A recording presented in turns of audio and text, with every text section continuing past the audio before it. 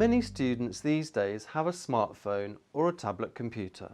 They can be a distraction, of course, but they can also be a fantastic tool for learning a language. In this video, I'm going to share with you some tips for using students' devices in class. Bring your own device, or BYOD, doesn't mean students get to keep their phones for the whole class. For BYOD to work, you need a reasonable use policy. This is a set of rules about how and when devices can be used. It's best to discuss the policy with the class so that the students agree. The policy could be something like this. Devices are labelled with students' names and put in airplane mode. Then they're placed in a box. When you need to use the devices, students give them out.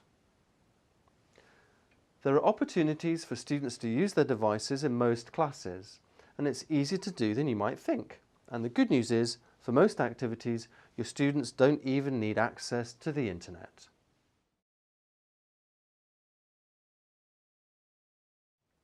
Imagine your coursebooks introducing members of the family. Students can use their phones to show photos of their family or friends to a partner. Practicing language like, "Who's he? Oh, he's my brother. He's 17. He's good at guitar."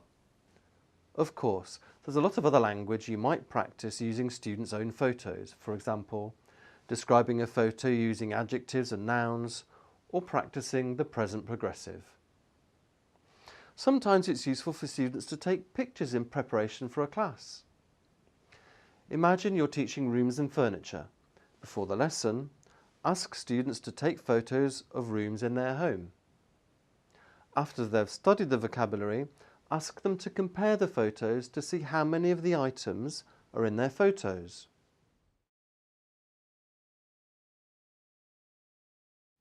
There's so much you can do with video.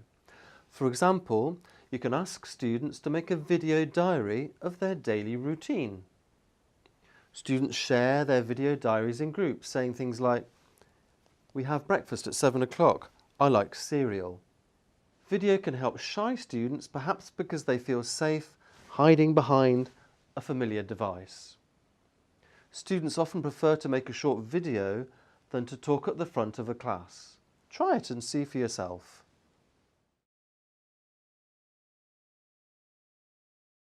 Apps can also be great teaching tools. For example, if you're teaching places in the city, ask students to open their map app.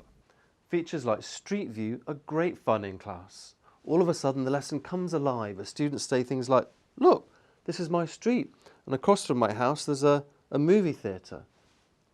If you want to use apps, of course, you need to think about how students can get online. And remember, students don't need to buy apps. Social media apps, weather apps, shopping apps like eBay or Amazon are all free and can easily be exploited in class.